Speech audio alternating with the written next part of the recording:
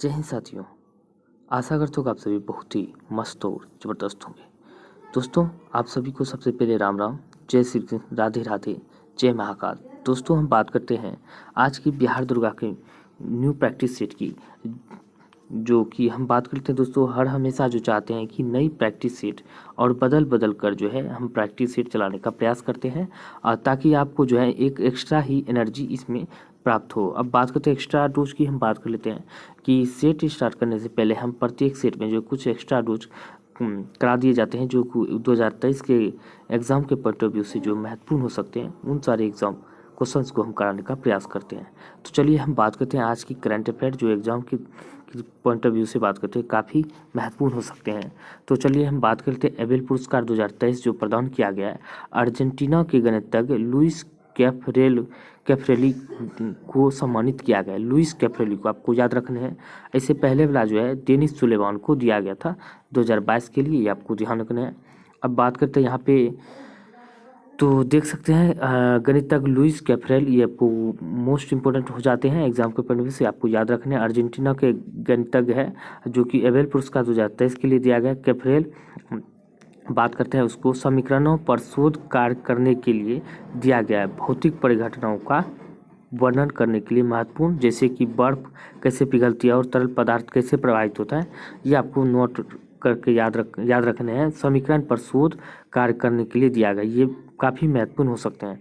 अब बात करें तो लुइस कैफ्रेल एबेल पुरस्कार जीतने वाले दक्षिण अमेरिका में पैदा हुए पहले व्यक्ति है, यानी कि दक्षिण अमेरिका में पैदा हुए पहले व्यक्ति है। कैफ्रेल का जन्म 1948 में ब्यूनस आयर्स में हुआ था। अब यह ऑस्टिन यानी कि ऑस्टिन टेक्सास विश्वविद्यालय में है, यानी कि अब जो है ऑस्टिन टेक्सास विश्वविद्यालय में एबेल पुरस्कार जीतने वाले एकमात्र भारतीय की अगर हम बात करते हो श्रीनिवासन आर वर्धन जो है current institute of mathematics science New York में प्रायिकता सिद्धांत के लिए उनको मौलिक योगदान एवं विशेष रूप से बड़े विचलन के एकीकृत सिद्धांत के निर्माण में 2007 में इन्हें नोबेल पुरस्कार दिया गया था। ये आपको ध्यान रखना। बिहार यानी कि बिहार नहीं, एक मात्र भारतीय जो एबेल पुरस्कार जीतने वाले व्यक्ति बने हैं। कौन?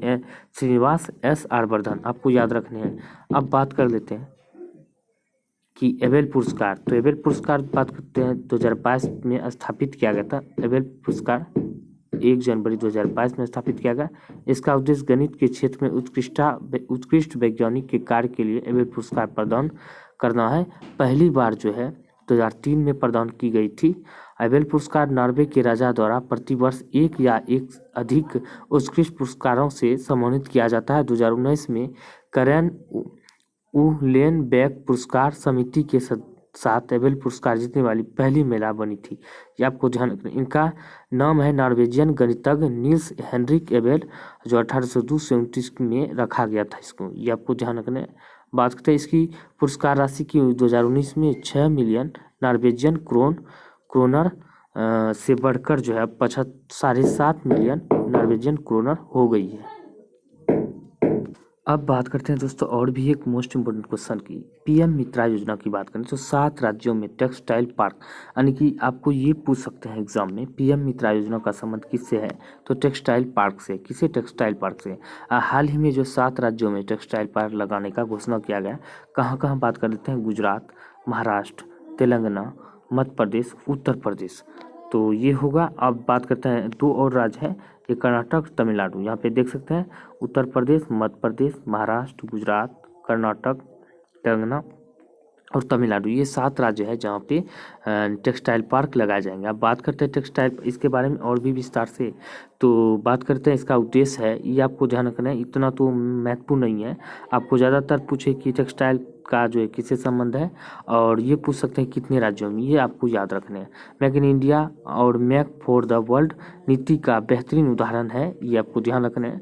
अब बात करते हैं घोषणा की स्थापना की गई थी, योजना घोषणा अक्टूबर 2021 में की गई थी और पार्क की स्थापना 2026 से 27 तक स्थापित किए जाएंगे, ये आपको याद रखने हैं। 21 में घोषणा हुआ था और 26 से 27 के बीच जो स्थापित किए जाएंगे।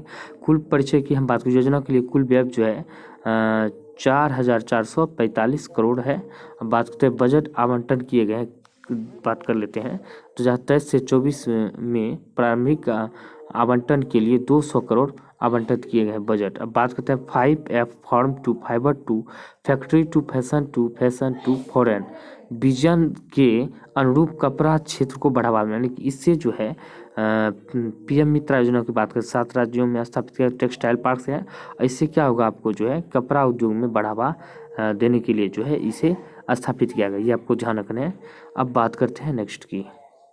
अब बात करते हैं वर्ल्ड हैप्पीनेस रिपोर्ट।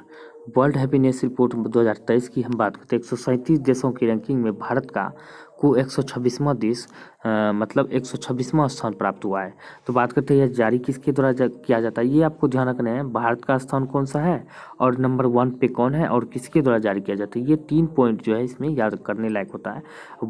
बात करते हैं रिपोर्ट जो गैलप वर्ल्ड पोल डेटा द्वारा संचालित यूएन के सस्टेनेबल डेवलपमेंट सॉल्यूशन नेटवर्क द्वारा, ये आपको याद रखना है, सस्टेनेबल डेवलपमेंट सॉल्यूशन नेटवर्क के द्वारा प्रकाशन किया जाता है। वर्ल्ड हैप्पीनेस रिपोर्ट 2023 का वार्षिक कमा संस्करण है, 11वां संस्करण है, ये भी आपको याद रखना है। दुनिया भर में 150 से अधिक देशों में वैश्विक प्रसन्नता को रैंकिंग करता है। पहला वर्ल्ड हैप्पीनेस रिपोर्ट 2012 में जारी किया गया था, ये आपको ध्यान रखना है। अब बात करते हैं शीर्ष 3 सबसे खुशहाल देश की बात करें तो कौन सा है। 3 सबसे खुशहाल देश की हम बात करते हैं, फिनलैंड है दुनिया का सबसे खुशहाल देश, जो लगातार जो है छठे बार जो है यानी कि छठे बार लगातार जो है शीर्ष पर रहा है फिनलैंड, आपको याद रखना है। अब बात करें तो वहीं यहाँ पे फिनलैंड का मैप भी दिया गया है। डेनमार्क दूसरे नंबर पर, आइसलैंड तीसरे नंबर पर है। अब शीर्ष सबसे 3 सबसे दुखी देश है, कौन सबसे दुखी है, तो युद्धग्रस्त अफगानिस्तान दुनिया का सबसे दुखी देश है, ये आपको पता ही है। हाल ही में तालिबान इसमें मतलब राज कर रहे हैं, कब्जा लिया है। अब बात करते हैं वहीं लेबनान दूसरे नंबर पर, तीसरे नंबर पर सियरा लियोन है सबसे दुखी देश, ये सबसे दुखी देश हो जाते हैं। अफगानिस्तान ऐसे याद रखना सबसे दुखी देश, और सबसे सुखी देश यानी कि तो ये हो जाता है क्या, फिनलैंड, जो लगातार 6 वर्षों से और कब से जारी किया जाता है 2012 से जारी किया जाता है, 11वां संस्करण है। अब वहीं बात करते हैं वर्ल्ड हैप्पीनेस रिपोर्ट 2023 में जो है भारत को 126वां स्थान प्राप्त हुआ। 2022 में जो है 146 देशों में 136वां स्थान था, ये आपको जानना है। 22 में जो 36वां था, लेकिन 10 घट के अब 36 हो गया है। लेकिन यह कह सकते हैं एक तरह से यह फर्जी इंडेक्स है, क्योंकि फर्जी बिल्कुल ही फर्जी इंडेक्स है। क्योंकि हम बात कर लेते हैं यहाँ पे बांग्लादेश जो है, बांग्लादेश में भी जो हाल ही में बहुत ही मतलब संकट आ गए थे, उससे भी ज़्यादा संकट अभी पाकिस्तान में है। पाकिस्तान में जो है हमारे बेटे मतलब पाकिस्तान नल्ला जो है, यहाँ पे सबसे ज़्यादा जो अभी श्रीलंका में भी बहुत ही ज़्यादा संकट उत्पन्न हो गया था, जो भारत ने ही इससे संकट से उबारे हैं। अब पाकिस्तान में है, बांग्लादेश को भी संकट से उबारे हैं, लेकिन ये जो है हमसे आगे है, हमसे आगे ने बाप से जो बेटे आगे निकल गया है। तो यस कह सकते हैं बिल्कुल ही फंड है। पाकिस्तान में अभी देख सकते हैं कि आटा का भी कीमत बहुत ज़्यादा है, दूध और सब्जी उब्जी जो भी है बहुत ही स्थिति, यानी कि आटे के लिए जब लड़ाई हो जाते हैं मतलब गोलियों पे गोलियां चल जाते हैं वहाँ पे आटे के लिए, ये समझ सकते हैं। तो बात कर लेते हैं यहाँ पे 2022 में कुछ देशों ने 23 में हैप्पीनेस यानी कि गिरावट दर्ज किया, तो ये तो आपको याद नहीं रख रहे हैं। 2023 में दुनिया के 20 सबसे दुखी देशों की सूची में 12वें स्थान पर है भारत की बात करते हैं 2023 12वें स्थान पर है।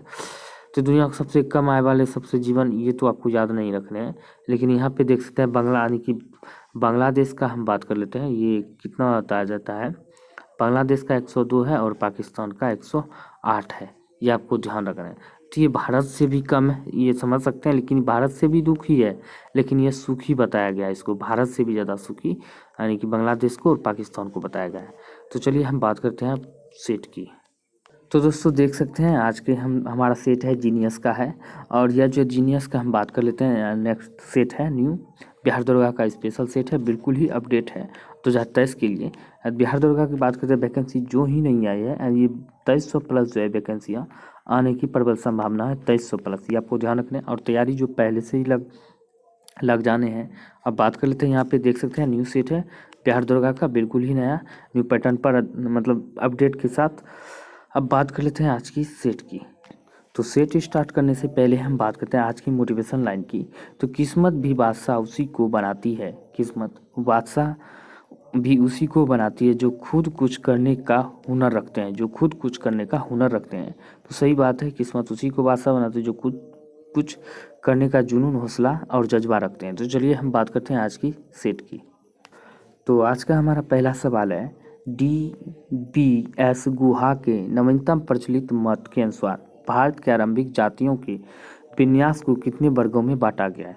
तो DBS गुहा के नवीनतम प्रचलित मत के अनुसार भारत के प्रारंभिक जातियों के विन्यास को कितने वर्गों में बांटा गया है?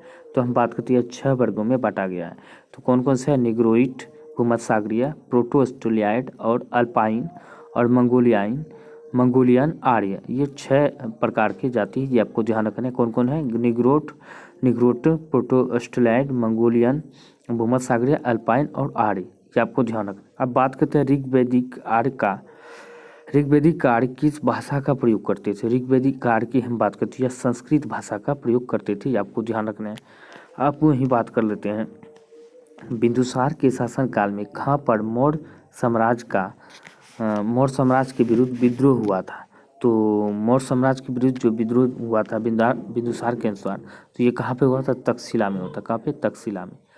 अब बात करते हैं बिंदुसार के शासनकाल में तक्षशिला में विद्रोह, उसका पुत्र सुसीम विद्रोह को दबाने में असफल रहा था, ये आपको ध्यान रखना है। अब बात करते हैं मंदिरों की उत्तरी शैली किस रूप में जानी जाती है? तो मंदिरों की उत्तरी शैली की हम बात करते हैं नागर शैली में जाने जाते हैं, और दक्षिणी द्रविड़ जाने द्वा से दक्षिणी द्वा से द्रविड़, और बेसर शैली की हम बात करते हैं द्रविड़ और नागर के मिश्रण को बेसर शैली के रूप में जाना जाता है। अब बात करते हैं नेक्स्ट की। अब वही बात करते हैं चंगेज खान किस देश का निवासी था? चंगेज खान की हम बात करते हैं किस देश का निवासी था? मंगोलिया की निवासी था। कहाँ का? मंगोलिया का। अब बात करते चंगेज खान का वास्तविक नाम क्या था? जंगीज खान। यहाँ पे ये गो है, जंगीज खान था, जंगीज खान, ये आपको ध्यान रखना है। अब बात करें इस वास्तविक या प्रारंभिक नाम की बात करें, तेमुचिन कहा जाता था, तेमुचिन, ये भी आपको ध्यान रखना है। चंगेज खान को का वास्तविक या प्रारंभिक नाम क्या था? तेमुचिन। चंगेज खान मंगोलिया का निवासी था, ये आपको ध्यान रखना है। अब वही बात कर लेते हैं चंगेज खान के आक्रमण के समय दिल्ली का सुल्तान पूछे तो कौन था? तो इल्तुतमिश था, ये भी आपको याद रखना है। कौन? इल्तुतमिश। अब बात करते हैं बहमनी का राज निरंतर संघर्ष में किस राज्य से व्यस्त रहता था? तो बहमनी का राज निरंतर संघर्ष में किस राज्य से व्यस्त रहता था? तो विजयनगर राज्य से जो है निरंतर संघर्ष में व्यस्त रहता था, ये आपको ध्यान रखना है। अब बात करते हैं बहमनी एवं विजयनगर लगातार एक दूसरे से रायचूर द्वार पर नियंत्रण पर सवाल संघर्ष में व्यस्त रहते थे। किस पर? रायचूर पर। ये आपको इसी पर संघर्ष के दौरान दोनों जो है एक दूसरे पर व्यस्त रहते थे, ये आपको ध्यान रखना है। अब बात कर लेते हैं वहीं इंडिया ऑफ माई ड्रीम्स के लेखक कौन थे? इंडिया ऑफ माई ड्रीम्स के लेखक की हम बात करते हैं, ये कौन थे?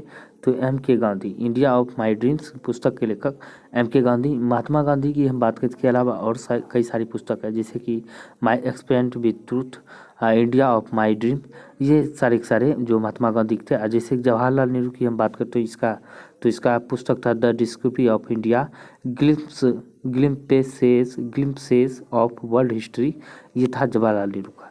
अब बात करते हैं कोलकाता शहर का संस्थापक कौन था? कोलकाता शहर के संस्थापक की बात करें तो कौन था? Job Charnock. इसका आंसर डी हो जाएगा। जॉब चार्नॉक था कोलकाता शहर का संस्थापक। कब किया था? तो इसके स्थापना की हम बात करते हैं 1698-99 में किया गया था। 98-99 के बीच में इसको किया गया था। और कोलकाता की बात करें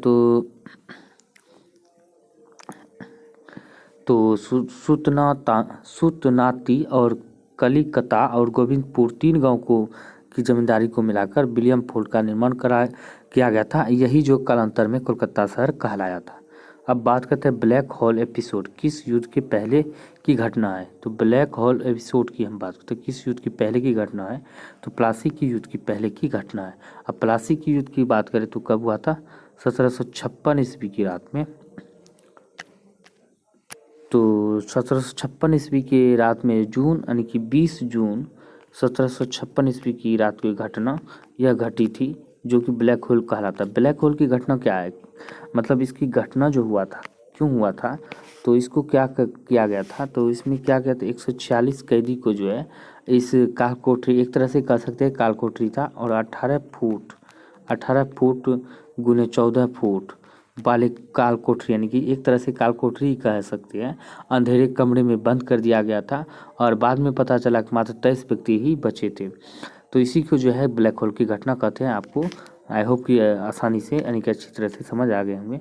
अब बात करते हैं ब्लैक होल एपिसोड किस युद्ध के पहले घटना है। तो ये हो गया था किस युद्ध के पहले, तो प्लासी युद्ध के, ये आपको अच्छी तरह ध्यान में आ गए होंगे। अब बात करते हैं लॉर्ड मैकाले शिक्षा पद्धति कब शुरू हुआ था। लॉर्ड मैकाले की शिक्षा पद्धति की हम बात करें तो इसकी शुरुआत कब हुआ था, तो बात करते हैं 1835 में हुआ था। ये आपको ध्यान रखना है।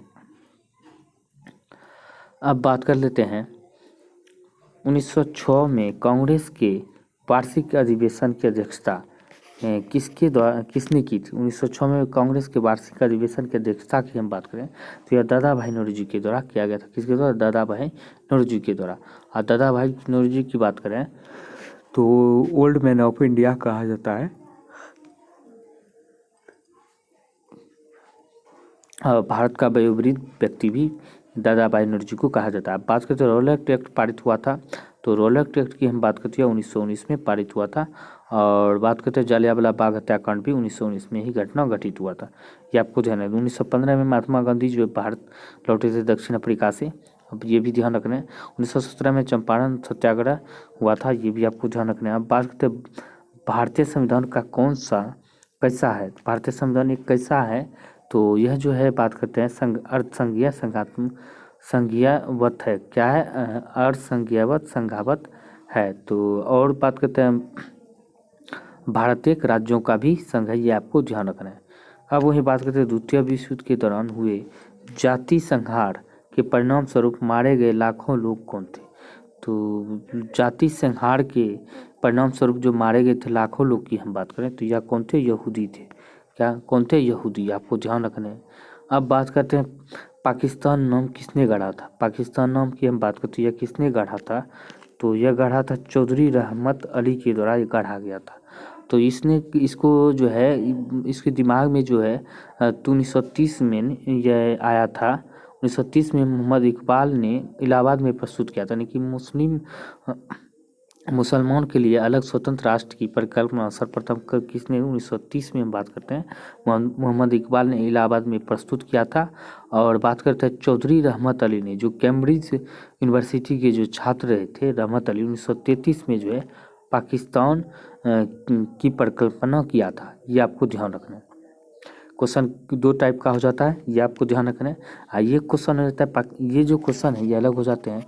इसका जो हम बात करते हैं पाकिस्तान की परिकल्पना सर्वप्रथम किसने किया था, चौधरी रहमत अली ने 1933 ईस्वी में, जो कि कैम्ब्रिज यूनिवर्सिटी के छात्र थे, उसने किया था। अब वही बात करते हैं मुसलमान की स्वतंत्र राष्ट्र की परिकल्पना, यानी कि मुसलमानों के लिए अलग स्वतंत्र राष्ट्र की परिकल्पना जो है किया था सर्वप्रथम 1930 में इकबाल ने किया था। किसने, इकबाल ने। ये आपको दोनों ये क्वेश्चन अलग हो जाते हैं, इकबाल का अलग हो जाता है। अब बात कर लेते हैं कि 1940 में मुस्लिम लीग ने लाहौर अधिवेशन में पहली बार 1940 में जो है मुस्लिम लीग ने जो है लाहौर अधिवेशन में पहली बार जो है पृथक पाकिस्तान राज्य का निर्माण का प्रस्ताव पारित किया था, जो पाकिस्तान शब्द का, परंतु प्रस्ताव में पाकिस्तान शब्द का उल्लेख नहीं था। ये आपको जान 1940 में मोहम्मद अली जिन्ना ने मुस्लिम लीग के लाहौर अधिवेशन में द्विराष्ट्र सिद्धांत का भी प्रतिपादन किया था। ये भी आपको ध्यान रखना है। अब बात कर लेते हैं कि रहमत अली के पाकिस्तान शब्द में पंजाब, अफगान प्रांत, कश्मीर, सिंध और बलूचिस्तान प्रांत शामिल थे। ये आपको ध्यान रखना है। अब बात करते हैं कि इनमें से किस राज्य में आपातानी आदिवासी जाति के लोग रहते हैं। आपातानी आदिवासी की जाति के लोग बात करते हैं, और से आपातानी और से अरुणाचल प्रदेश, ऐसे आपको ध्यान में रखने हैं, तो यहाँ पे पाए जाते हैं। अब बात करते हैं आपातानी के लोग जो अरुणाचल प्रदेश के लोअर सुबनसिरी जिले में पाए जाते हैं। कहाँ पे, लोअर सुबनसिरी जिले में पाए जाते हैं, सुबनसिरी जिले में पाए जाते हैं, ये आपको ध्यान रखना। अब बात करते हैं हाथी किस उद्यान में प्रसिद्ध है। तो हाथी की बात करते हैं, यह किस उद्यान में प्रसिद्ध है, काजीरंगा उद्यान में प्रसिद्ध है, और यह हाथी के लिए ही फेमस है। नागरहोल राष्ट्रीय उद्यान की हम बात करते हैं, यह कहाँ पर है,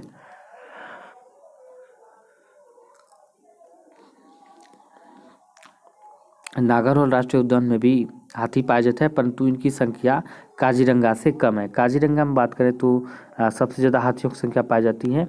और बात करते हैं काजीरंगा कहाँ पे पाया जाता है, काजीरंगा जो है ये असम में यानी कि एक सींग वाले गैंडे के लिए प्रसिद्ध है। ये असम में पाया जाता है। और हाथियों की संरक्षण के लिए 1992 में जो है, हाँ, एलिफेंट प्रोजेक्ट का आरंभ किया गया था। बात कर, ये आरंभ हुआ था, ये आपको ध्यान रखना। वर्तमान में 14 राज्यों में प्रोजेक्ट एलिफेंट चल रहा है। कितने? 14 राज्यों में। वर्तमान में 14 राज्यों में जो प्रोजेक्ट एलिफेंट चल रहा है, ये आपको ध्यान में रखने हैं। अब बात करते हैं दुधवा उत्तर प्रदेश में, बोरीवली महाराष्ट्र में, नागरहोल कहाँ पे है? कर्नाटक में। अब बात कर लेते हैं मिट्टी और पत्थर के टुकड़ों का पहाड़ी की तल की ओर गमन करना कहलाता है। मिट्टी का अगर टुकड़ा है ऐसे करके, यहाँ पे इसी करके पहाड़ है, ये आपको इधर जो गमन करेगा, गमन करना क्या कहलाएगा? तो हम बात करते हैं इसके ओर जो गमन करना हम बात करते हैं क्या कहलाता है? तो मृदा अपरदन कहलाता है। अब बात कर लेते हैं 19 नंबर की, भारत में सर्वाधिक भूमि पर किस मृदा का विस्तार है? तो सर्वाधिक भूमि पर हम बात करते हैं मृदा का विस्तार की बात करें तो हमने पहले भी पिछले सेट में मतलब कि डिस्कस कर चुके थे। तो जलोढ़ मृदा का जो है सर्वाधिक विस्तार है, और कितने पर है? तो 32.8 लाख वर्ग किलोमीटर पर विस्तार पाया जाता है। जो भारत के कुल क्षेत्रफल का जो हम बात करें, भारत के कुल क्षेत्रफल का कितना? 93% भूमि उपयोग के आंकड़े उपलब्ध है। भारत में सर्वाधिक जो 45% मतलब 45% भूभाग पर जो है जलोढ़ मिट्टी पाया जाता है। ये आपको ध्यान रखना है।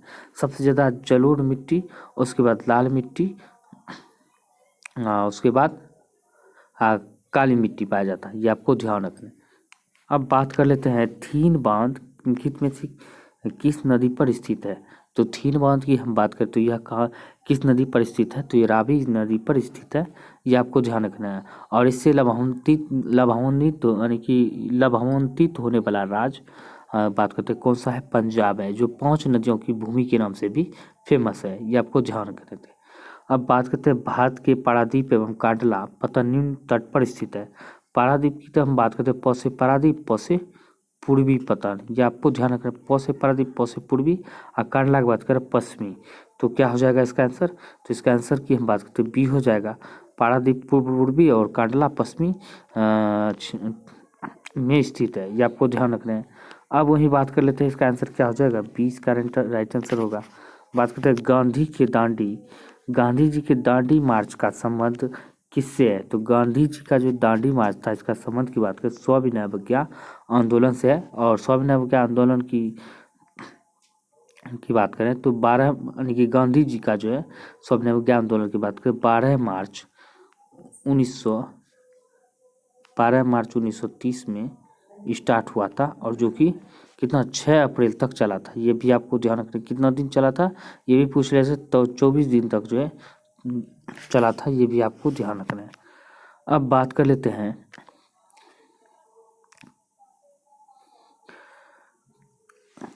भारत और श्रीलंका के बीच में कौन सा द्वीप है? तो द्वीप की अगर बात करें तो कौन सा द्वीप है? तो रामेश्वरम द्वीप है। तो ये आपको ध्यान रखना है। और बात करते हैं कि भारत की मुख्य भूमि से पबन चैनल द्वारा अलग होता है। किसके द्वारा? पबन चैनल द्वारा। और पाक की खाड़ी, मन्नार की खाड़ी भी भारत श्रीलंका के बीच से स्थित है। ये भी आपको याद रखने हैं।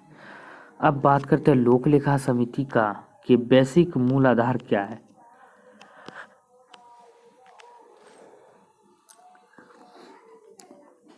लोक लेखा समिति की बात करते हैं, बेसिक मूल आधार की बात करें तो क्या है? तो इसका बेसिक मूल आधार की हम बात करते हैं सांविधिक निकायों, ट्रेडिंग एवं विनिर्माण स्कीम एवं परियोजनाओं के आय व्यय को दर्शाने वाले लेखा विवरणों की जांच करना। ये इसका आंसर ये ही सही है, आगे को नहीं बढ़ना है। और इसका टिक यानी कि ये राइट आंसर है। तब बात करते हैं नेक्स्ट की। अब बात करते हैं हिमपात तब होता है जब।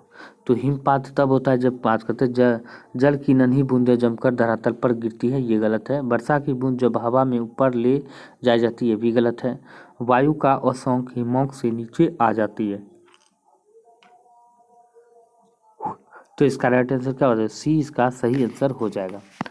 अब बात करते हैं निम्नलिखित में से महासागरों में महासागरीय धाराओं का दिशा परिवर्तन वर्ष में 2 बार होता है। निम्नलिखित में से किस महासागर में महासागरीय धाराओं का दिशा परिवर्तन वर्ष में 2 बार होता है?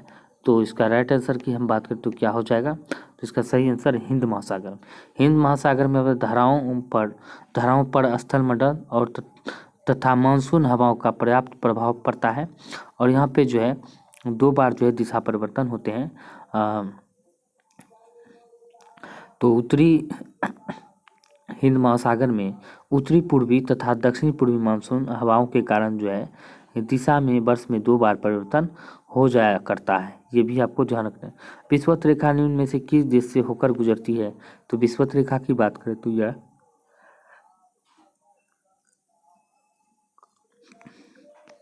ब्राजील से होकर गुजरती है। कहाँ से? ब्राजील से होकर गुजरती है।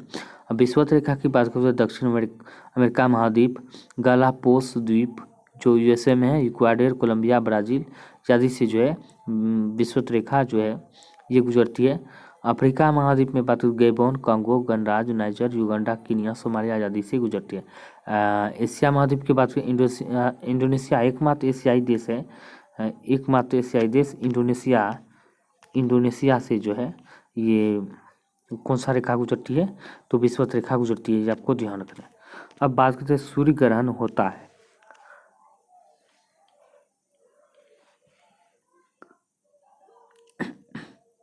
सूर्य ग्रहण की हम बात करते हैं, ये कब होता है? तो सूर्य ग्रहण जब चंद्रमा जो है पृथ्वी और सूर्य के बीच आ जाता है। चंद्रमा जो है पृथ्वी सूर्य के बीच आ जाता है तो सूर्य ग्रहण हो लगता है। अब वही बात करते हैं जब पृथ्वी जो है चंद्रमा और सूर्य के बीच आ जाता है।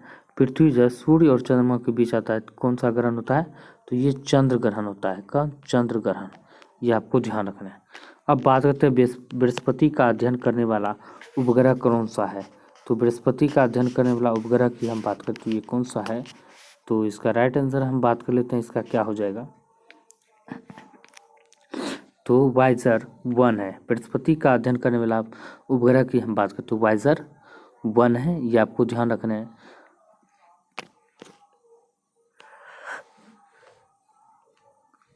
तो वाइजर 1 की हम बात करते हैं, इसे नासा द्वारा 1979 में छोड़ा गया था। कब? 1979 में छोड़ा गया था। जो कि वाइजर 1 बृहस्पति के छल्ले का भी खोज किया था। यह भी आपको ध्यान रखना है। अब यहाँ पे बात आती है निम्नलिखित में से कौन मध्यमार्गी नहीं है? तो मध्यमार्गी की हम बात करते कौन नहीं है? तो बाल गंगाधर तिलक जो है ये मध्यमार्गी नहीं है, बल्कि और ये बात करते हैं बाल गंगाधर तिलक कर्म दल के नेता भी है। कर्म दल के नेता की हम बात करते कौन सा है? लाल, बाल और पाल, ये तीनों कर्म दल के नेता है। ये आपको लाला लाजपत राय, बाल गंगाधर तिलक और बिपिन चंद्र पाल, ये तीनों के तीनों मध्य कर्म दल के नेता थे। अब बात करते हैं आंसर की, डी इसका राइट आंसर हो जाएगा। ब्रिटिश संसद के लिए चुनाव जीतने वाले प्रथम भारतीय कौन थे? तो प्रथम भारतीय बात करते हैं दादा भाई नौरोजी, भारत का सबसे वृद्ध आदमी बात करते हैं, ये चुनाव जीते थे। ये आपको ध्यान रखना। ये भी पूछा जाता है कि यह कब चुनाव जीते थे? तो 1892 में। तो कहाँ से जीते थे? फिंसबरी सेंट्रल से। फिंसबरी सेंट्रल से लिबरल पार्टी से के टिकट पर चुनाव जीतकर ब्रिटिश संसद में के सदस्य बने थे। लिबरल पार्टी, ये भी आपको ध्यान रखना है। अब बात कर लेते हैं आपातकाल की घोषणा का अनुमोदन संसद द्वारा कितनी अवधि के अंदर होना अनिवार्य है? तो यह कितनी अवधि के अंदर जो होना अनिवार्य होता है? 1 माह के अवधि के अंदर होना अनिवार्य होता है। अनुमोदन के पश्चात जो है तो उद्घोषणा एक बार में 6 माह के लिए परिवर्तन में बनी रह सकती है। ये भी आपको ध्यान रखना है। अब बात कर लेते हैं मतदाताओं की सर्वाधिक संख्या की बात करें तो कहाँ पे है? तो उत्तर प्रदेश में। ये आपको ध्यान रखना। दूसरा स्थान महाराष्ट्र का हो जाएगा, तीसरा बिहार का होगा। ये भी आपको ध्यान रखना है। बात करते हैं राज्य की विधान परिषद के कितने सदस्य विधानसभा द्वारा चुने जाते हैं? तो विधान परिषद के कितने सदस्य विधानसभा द्वारा चुने जाते हैं? तो 1/3 सदस्य जो चुने जाते हैं। यानी अनुच्छेद आर्टिकल 171 के अनुसार किसी राज्यों की विधान परिषद की कुल संख्या का 1/3 जो है सदस्य स्थानीय निकाय द्वारा चुने जाते हैं। ये आपको ध्यान रखने हैं। और जिसमें कि 1/12 सदस्य जो है स्नातकों के निर्वाचन मंडल द्वारा बात करते हैं। वहीं बात करते हैं 1/12 फिर जो हम बात करते हैं सदस्य शिक्षकों के निर्वाचन मंडल द्वारा। 1/3 सदस्य जो है विधानसभा के सदस्यों द्वारा उन क्षेत्रों से लोगों में से चुने जाएंगे जो विधानसभा के सदस्य नहीं है। ये आपको ध्यान रखना है। और शेष 1/6 हम बात कर लेते हैं सदस्य राज्यपाल द्वारा मनोनीत किए जाएंगे। ये भी आपको ध्यान रखना है। बात करते हैं लोकसभा अध्यक्ष अन्य सदस्य को बोलने देने के लिए किसी एक सदस्य से बोलना बंद करने के लिए वह कह सकता है, यह व्यवस्था जानी जाती है। तो यह व्यवस्था जानी जाती है, जो कहेंगे तो शिष्टाचार व्यवस्था के रूप में यह जाना जाता है। ये आपको ध्यान रखना है। अब बात कर लेते हैं भारतीय संविधान के अनुसार केंद्रीय मंत्री किसकी इच्छा रहने तक पद संभालेंगे। तो किसकी इच्छा रहने तक पद संभालेंगे? भारत के राष्ट्रपति की इच्छा रहने तक जो है पद अपने पद पर बने रहेंगे। अब बात करते हैं भारतीय संविधान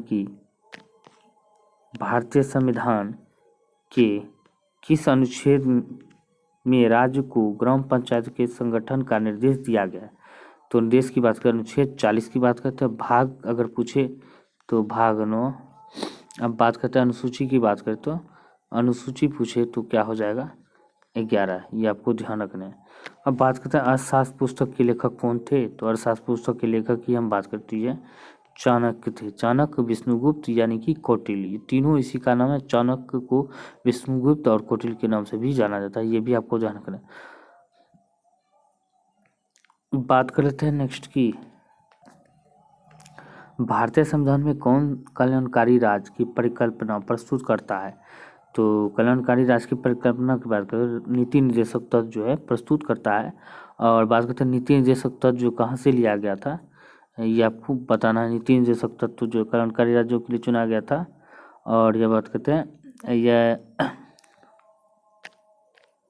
तो आयरलैंड के संविधान से नीति निर्देशक तत्व लिया गया था। मौलिक कर्तव्य उससे लिया गया था। ये भी आपको ध्यान रखना है।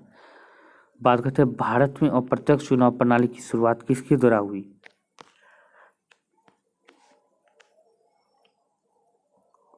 तो इसका आंसर की हम बात करें तो भारत शासन अधिनियम 1892 के द्वारा जो है अप्रत्यक्ष चुनाव प्रणाली की शुरुआत किया गया था।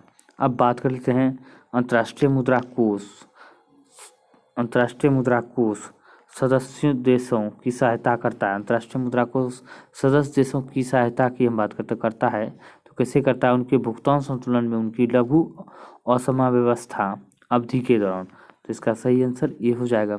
अब बात करते हैं इसका मुख्यालय कहाँ है अंतर्राष्ट्रीय मुद्रा कोष का? तो वाशिंगटन DC अमेरिका की राजधानी में है। ये भी आपको ध्यान रखना है। अब बात करते हैं यह सदस्य देशों को व्याप्त भुगतान असंतुलन को दूर करने के लिए अल्पकालीन ऋण प्रदान करता है। ये भी आपको ध्यान रखना है कि कभी कभी ये पूछ लिया जाता है अंतर्राष्ट्रीय मुद्रा कोष जो है किस प्रकार के ऋण प्रदान करते हैं? तो अल्पकालीन ऋण प्रदान करते हैं। ये भी आपको ध्यान रखना।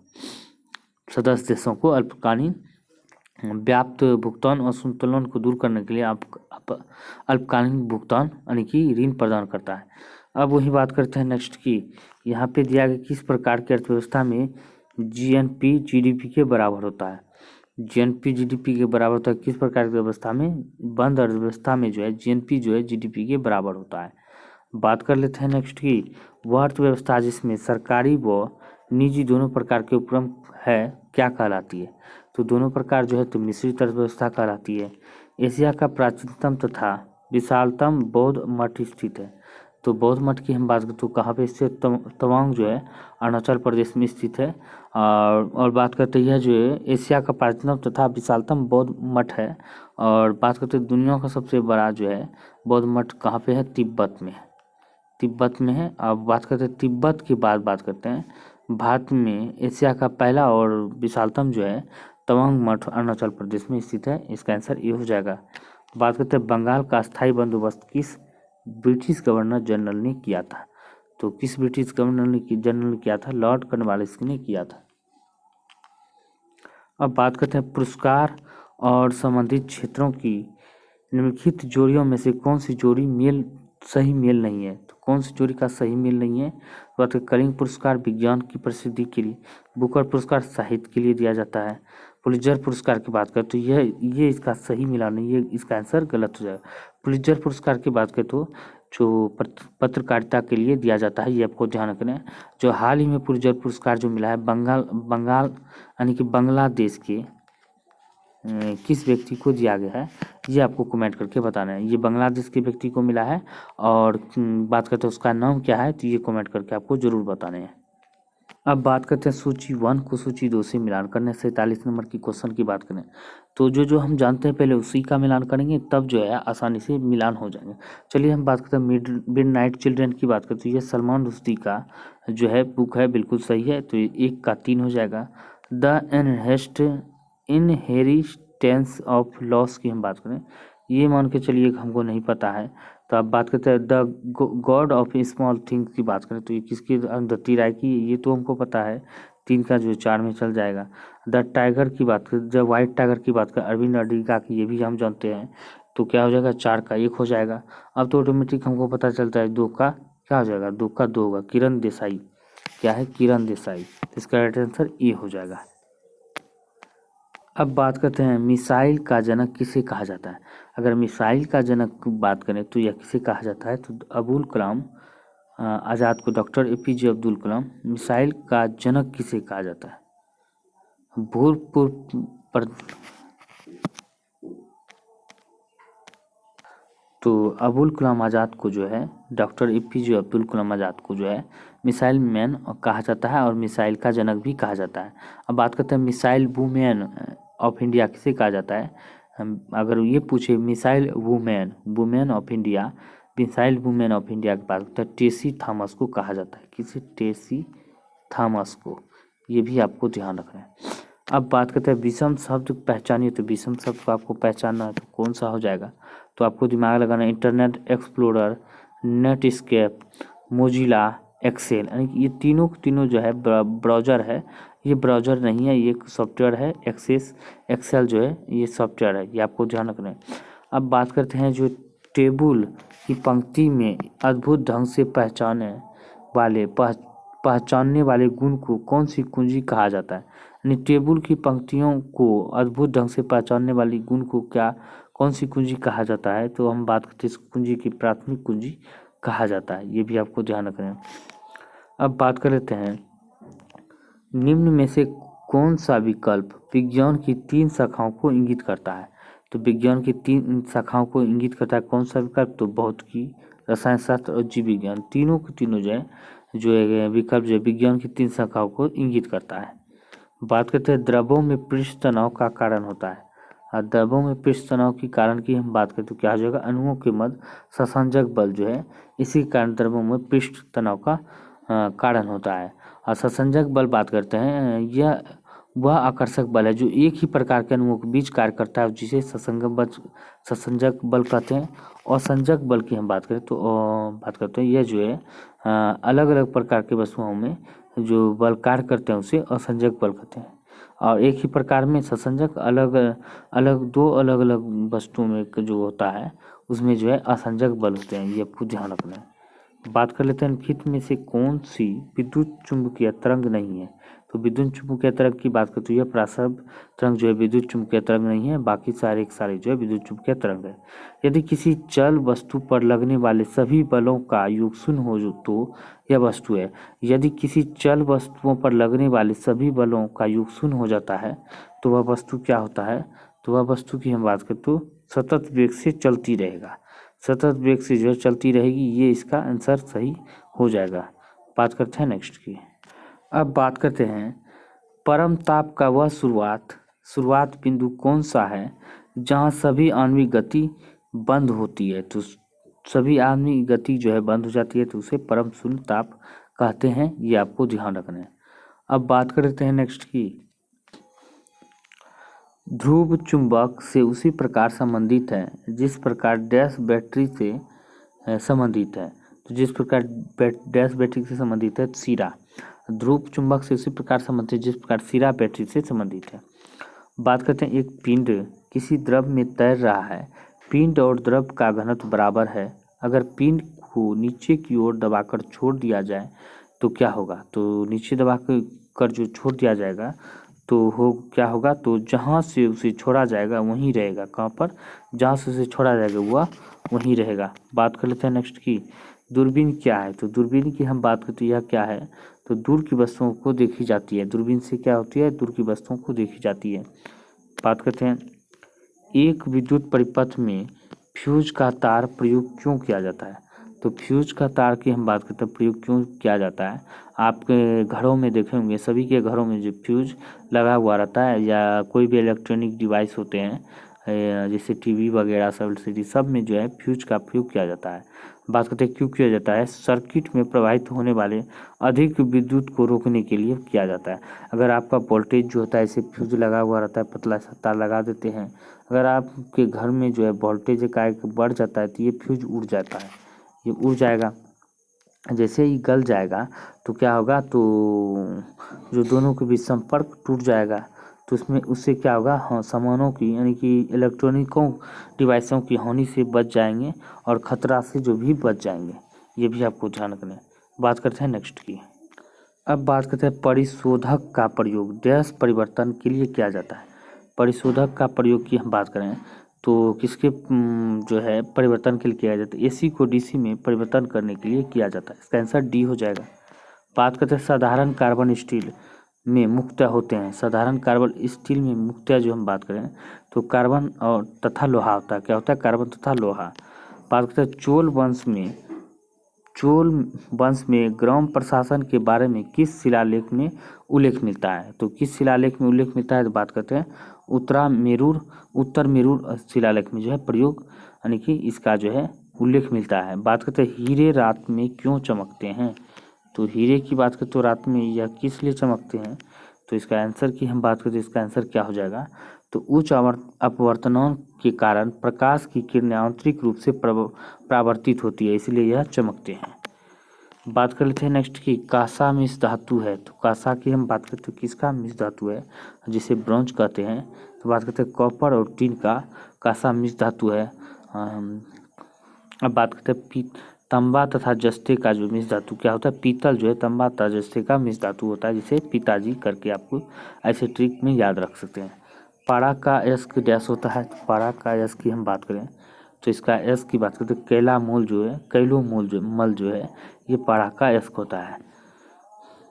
अब बात करते हैं एक्वारेजिया किसका मिश्रण होता है। जो एक्वारेजिया की हम बात करते हैं मिश्रण होता है, इनमें से कोई नहीं है। इसका आंसर क्या होगा, डी हो जाएगा। अगर एक्वारेजिया की हम बात करते हैं HNO3 एक आयतन समुद्र में HNO3 की बात करें तथा 3 आयतन समुद्र में HCl HNO3 HCl का जो है ये इसका HNO का 1 होता है और HCl का 3 होता है, यानी कि 1:3 में इसका मिश्रण होता है, इसी के एक्वेरिजिया कहते हैं। अब बात कर लेते हैं नेक्स्ट की, निम्नलिखित में से कौन सा गैस फलों को कृत्रिम रूप से पकाने का प्रयोग किया जाता है। फलों को जो कृत्रिम विधि से पकाने का प्रयोग जो किया जाता है, किस गैस का किया जाता है, तो कृत्रिम रूप से पकाने का हम बात करते हो गैस तो एसिटिलीन हो जाएगा। अगर हार्मोन पूछे तो एथिलीन हो जाएगा, ये आपको ध्यान रखना है।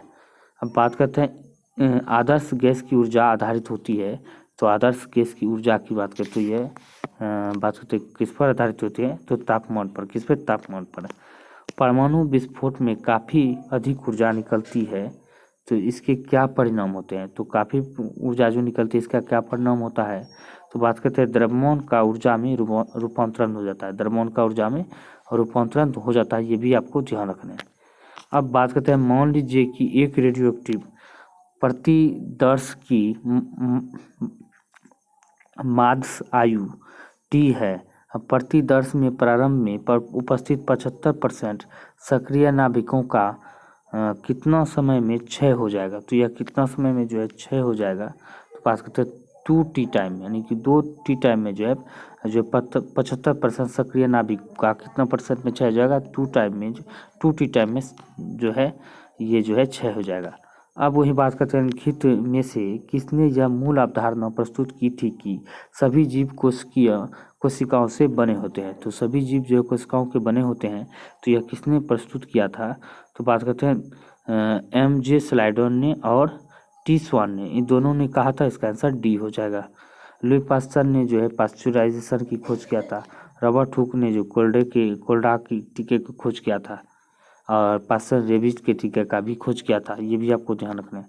बात करें नाइट्रोजन स्थिरीकरण में हीमोग्लोबिन का मुख्य कार्य क्या है, तो हीमोग्लोबिन का मुख्य कार्य की बात करें तो क्या होता है, ऑक्सीजन का अवशोषण करना होता है। बात करते हैं टाइफाइड रोग में शरीर का कौन सा अंग प्रभावित होता है, तो शरीर का अंग की बात करते हैं आहार नाल जो है प्रभावित होता है टाइफाइड रोग में। टाइफाइड रोग में बात करते हैं यह जो है छोटी आंत को प्रभावित करते हैं आहार नाल, जिसे कहते हैं छोटी आंत आहार नाल का ही भाग होता है, ये भी आपको ध्यान रखना है। अब बात करते हैं साल्मोनो टाइफी नामक जो है जीवाणु से टाइफाइड रोग होता है। और इसमें विडाल टेस्ट भी अगर पूछे टाइफाइड में बीमारी में कौन सा टेस्ट किया जाता है, विडाल टेस्ट किया जाता है। बात करें प्रकाश संश्लेषण में पौधे कौन सी गैस का अपचूषण करते हैं, तो कौन सी गैस का जो अपचूषण करते हैं, तो इसमें CO2 गैस का, जो कार्बन डाइऑक्साइड जिसे CO2 कहते हैं, इसका अपशोषण करते हैं। और छोड़ते किसको है, O2 को छोड़ते मुक्त करते हैं। अब बात करें शरीर में थर्मोस्टेट यानी ताप स्थिरांक का कम करने वाली ग्रंथि कौन सा होता है, तो यह बात करते हैं हाइपोथैलेमस ग्रंथि जो ताप को बनाए रखता है। ऑप्थेल्मिक की बात करें संबंधित है किससे, तो यह संबंधित है किससे, आँख से। अब बात करते हैं एक वयस्क मानव में रक्त का निर्माण होता है, तो एक वयस्क में मानव रक्त का निर्माण होता है लाल अस्थि मज्जा में होता है, ये भी आपको ध्यान रखना है। अब बात करते हैं निम्नलिखित में लुप्त प्राय प्रजाति का युग्म कौन सा है, तो कौन है, तो लुप्त प्राय प्रजाति का युग्म की बात करें तो यह क्या है, गार्डन लिजार्ड मैक्सिकन प्राणी है, ये लुप्त प्राय है। बाकी सारे के सारे जो लुप्त नहीं है ये आपको ध्यान रखना है। अब बात करते हैं रेडियो कार्बन काल निर्धारण किससे संबंधित है, रेडियो कार्बन काल की बात करते हैं जीवाश्मों से संबंधित है, ये आपको ध्यान रखना है। बात करते हैं कार्बन 14 का भी प्रयोग जो जीवाश्मों का पता लगाने में किया जाता है। बात करते हैं वायु को शुद्ध करता है, तो वायु को कौन शुद्ध करता है, पादप करते हैं, जैसे कि हरे पेड़ पौधे होते हैं इसे पादप करते हैं, यही शुद्ध करता है। बात करते हैं मैथिली भाषा बिहार के किस किस यानी कि किन किन जिलों में बोली प्रचलित है, तो या किन किन जिलों में प्रचलित है, तो बात करें दरभंगा और मधुबनी दोनों में प्रचलित है, इसका आंसर डी हो जाएगा। अब बात कर लेते हैं निम्न कथनों पर विचार करने हैं, तो विचार क्या करने हैं, तो चलिए विचार कर लेते हैं। तो दिया गया है अंग महाजन पद का प्रथम उल्लेख शतपथ ब्राह्मण में मिलता है, ये गलत है, बिल्कुल ही गलत है। अंग महाजन पद की राजधानी की बात करें मलिनी थी, ये भी ठीक है, ये बिल्कुल सही है। अब बात करते हैं कालांतर में बिंबिसार ने अंग महाजन पद को जीतकर मगध साम्राज्य में मिला था, ये भी सही है, तो इसका आंसर बी इसका राइट आंसर हो जाएगा। बात कर लेते हैं निम्न में से कौन उत्तरी गंगा के मैदान की विशेषता है, तो उत्तरी गंगा के मैदान की विशेषता की बात करें तो जलोढ़ पंखी है क्षेत्र है, बिल्कुल सही है। पश्चिम में उच्च भूमियाँ, ये भी सही, तराई क्षेत्र की मौजूदगी है, ये भी सही, तो इसका सही आंसर डी हो जाएगा। बात करते हैं भगवान बुद्ध के वैशाली प्रवास के दौरान निम्न में से किस महिला ने बौद्ध संघ को एक उद्यान समर्पित किया था, तो एक उद्यान समर्पित किया था किसने, अम्रपाली ने जो है ये उद्यान जो है एक उद्यान वो प्रस्तुत किया था। अम्रपाली वैशाली की नगर वधू थी, उसका पुत्र जो है जीवक चिकित्सक विज्ञान का प्रकांड विद्वान था। अम्रपाली बुद्ध के विचारों से अत्यंत प्रभावित थी, वह बौद्ध संघ की सदस्य बनने वाली पहली महिला भी थी, कौन, अम्रपाली, ये कोई ध्यान रखने हैं। बात करते हैं पंचायत के चुनाव कराने हेतु निर्णय किसके द्वारा लिए जाता है, तो यह राज्य सरकार के द्वारा निर्णय लिए जाते हैं। बात कर लेते हैं निम्न में से किस रेलवे जोन की रेल लाइनें बिहार से होकर नहीं गुजरती है, तो बिहार से होकर नहीं गुजरती है किस रेलवे जोन की, तो उत्तर रेलवे की नहीं गुजरती है, उत्तर रेलवे यानी कि दिल्ली।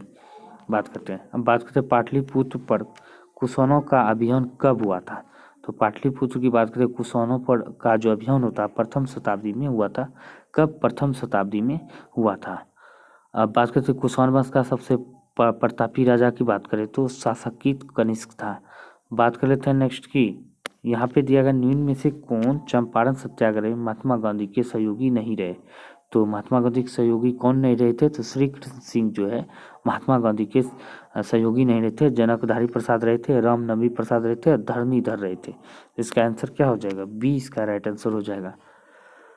इसके अलावा और कई सारी जो है बात है। चंपारण सत्याग्रह के बारे में बात करते हैं। पंडित जो है राजकुमार शुक्ल ने महात्मा गांधी के जो है चंपारण आने का जो है किसानों की समस्या सुलझाने के लिए आमंत्रित किया था। अब बात करते हैं महात्मा गांधी के अन्य सहयोगी कौन कौन थे। तो ब्रिज किशोर प्रसाद थे, जनकधारी प्रसाद, गोरख प्रसाद, रामनवमी प्रसाद, धरणीधर, शंभू शरण और अनुग्रह नारायण सिन्हा था। कृष्ण सिंह के जगह पे जो अनुग्रह नारायण सिन्हा थे, ये आपको ध्यान रखने हैं। राज्य सिविल सेवा का आयोजन करने वाली संस्था बिहार में कौन है। तो राज्य सिविल सेवा आयोग का आयोजन करने वाली संस्था बिहार में हम बात करते तो कौन है, बिहार लोक सेवा आयोग है, ये आपको ध्यान रखना है।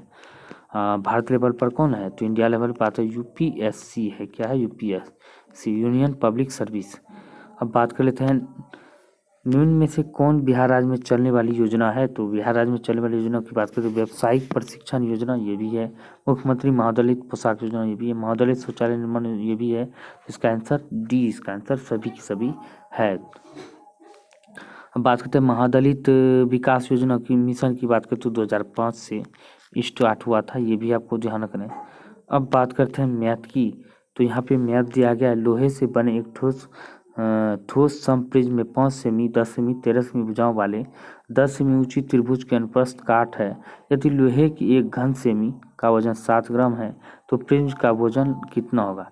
तो प्रिज्म का वजन आपको कितना होगा, सबसे पहले आपको क्या करना है, हीरो का जो है जो सूत्र होते हैं, हीरो का सूत्र एस बराबर जो होता है ये आपको लगा देना है एस। अब बात करते हैं तो इसको एस बराबर क्या हो जाएगा, तो एस बराबर आप सबसे पहले क्या करने हैं, सबको ऐड करके 2 से भाग देना है। 5 + 10 + 13/2 एस निकल जाएगा। एस क्या निकल जाएगा, 14 निकल जाएगा। अब 14 को जो है हीरोइन के सूत्र पे आपको बैठा देने हैं। तो बैठाने के बाद जो है तो क्या हो जाएगा, तो जो निकलेगा आपको यानी कि 60√14 निकल जाएगा। तो इसमें हम बात करते हैं, अब इसको क्या करेंगे, ग्राम में बदल देने हैं। 60√14 को जो है √14 को 7 ग्राम से गुना कर देने हैं। तो इसका राइट आंसर क्या हो जाएगा, तो इसका सही आंसर की बात करें तो सी, इसका आंसर निकल के चला आएगा। बात करते हैं 2 व्यक्तियों की आयु का अनुपात इतना दिया गया है। 2 व्यक्तियों का आयु का अनुपात जो है कितना दिया गया है, 5:9 है। उनमें से एक की आयु दूसरे से 40 वर्ष अधिक है। एक की आयु दूसरे से कितना 40 वर्ष अधिक है, यानी कि 5/9 है, 5:9 है, तो इस दोनों का अंतर क्या है, 4 है। तो एक का आयु अगर 4 का अंतर है तो बात कर लेते हैं यहाँ पे, तो बात करते हैं उनकी आयु का योग क्या है, दोनों का आयु का योग ज्ञात करें। 4 बराबर कितना है, 40 है। 4 बराबर 40 है तो कितना गुना है, तो 10 गुना है। तो 10 गुना जब है तो देख रहे हैं यहाँ पे 10 गुना दिया गया है, तो दोनों का योग कह रहा है 9 × 5 = 14, 14 × 10 है। कर देंगे तो कितना हो जाएगा, 140। तो इसका आंसर बी हो जाएगा। अब बात करते हैं 1008 को किस एक अंक वाली संख्या से विभाजित किया जाए कि भागफल एक पूर्ण वर्ग संख्या बन जाए। तो पूर्ण वर्ग संख्या बन जाएगा, किस एक संख्या से गुना किया जाए, 7 से अगर गुना करेंगे पूर्ण वर्ग संख्या बन जाएगा। या तो इसको हम वर्ग ही निकाल लेंगे ऐसे करके। तो वर्ग आप अगर निकाल लेते हैं 2, तो 2 क्या होगा 504, तो 504 यहाँ पे फिर 2 हो गया। तो इसी तरह आपको जो एलसीएम निकाल के जो है जो बचेगा 7, यानी कि 7 होगा तो इसका आंसर 7 इसके गुना करने पर हो जाएगा। अब बात करते हैं 1.21 और 0.09 का माध्य अनुपात क्या होगा। तो माध्य अनुपात की हम बात, तो इसका माध्य अनुपात क्या होगा, इसको √100 में निकाल लेने हैं। 1.1 गुने 0.09, तो इसको इस तरह निकाल लेने के बाद क्या हो जाएगा, तो निकालने के बाद इसको 1.1 हो जाएगा गुने 0.3 हो जाएगा। तो इसका आंसर बात है 0.33, इसका सही आंसर हो जाएगा। तो इसका आंसर ए हो जाएगा। अब बात करते हैं यहाँ पे दिया गया है 95 का 24,000 यानी कि 2,43,000 को किस लघुत्तम संख्या से विभाजित किया जाए कि भागफल एक पूर्ण घन बन जाए। तो पूर्ण घन संख्या बन जाए तो किस संख्या से विभाजित किया जाए, तो 9 से। तो इसको भी पूर्ण घन ज्ञात करें, इसे जैसे कैल्शियम जिसे हम गुणनखंड विधि करते हैं, तो इसको क्या करेंगे 24,000 2,40,000 को जो है 2,43,000 को ऐसे कर देना, डिवाइड कर देना है।